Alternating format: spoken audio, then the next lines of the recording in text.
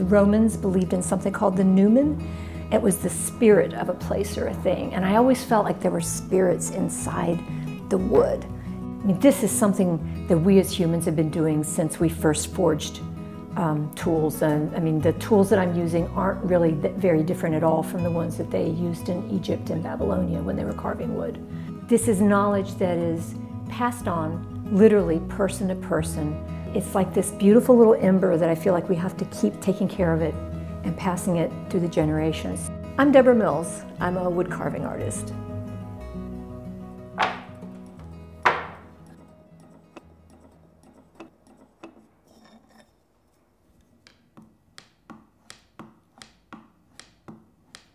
As a kid, I was always drawing. I always thought I would be an artist when I grew up, but I grew up and I wasn't an artist yet, and I was just doing things on my own. And I started at the Art Students League to just, it's like the perfect place to explore all the different media.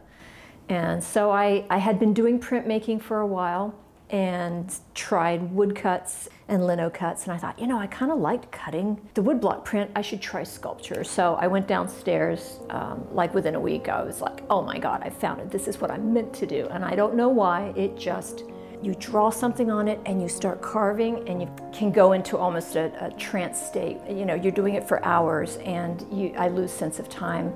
It's very, very involving, and it just takes you in, and the world falls away.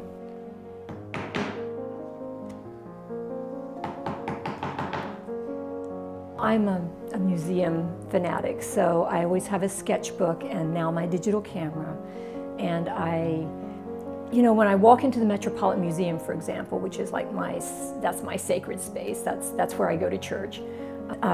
There are certain objects that they just call my name, and I have to go across. It's like I'm being pulled across the room to look at them.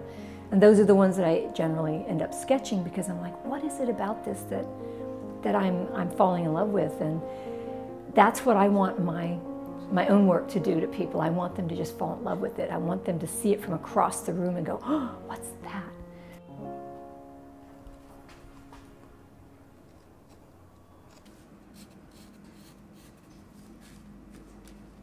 When I'm beginning a new project, I'll go through my sketchbooks and I'll say, oh, I love that little lion, or I love that little horse, or whatever the thing that they carved before was. How do I make it mine? I start with a lot of idea sketches, so they're just like, and I try to catch myself unawares. If I think about it too hard, it just freezes up. So I'll have a whole page full of doodles, and I'll circle the ones that I think are promising, and I'll put it on tracing paper. And so sometimes I'm taking tracing paper and going, no, I still don't like this. And instead of erasing what I've done, I'll take another piece of tracing paper and overlay it and say, well, what if I do this? Oh, that's good. And then when I know I've come up with something better, I either erase what the first one had and add the new bits, or it just sort of comes together. It's sort of a long process for me, the design process. I do a lot of architectural work. Sometimes furniture makers come to me. My most recent commission was To Kill a Mockingbird.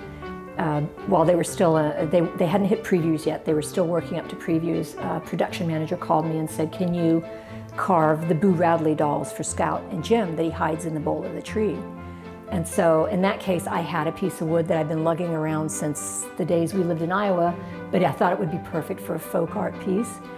They gave me instructions on the design. I carved the dolls. Now Jeff Daniels and all those other fabulous stars are looking at them every night. There's a real danger of wood carving as a tradition disappearing in industrialized nations very quickly, because, you know, we can't compete with the new production methods. The tools are expensive. The process is very slow. You know, if you're paying rent in a place like New York City, your per hour is too high. You know, I consider my great success is when a student comes in and takes my class, and then they go out and buy their own set of tools. And then I'm like, okay, that's another ember passed. I believe that hobbyists will keep it alive, and I really believe that in this digital age, as we get ever more virtual in our realities, this comes to have all the handcrafts and all the old things we've been doing since we were painting on walls in caves.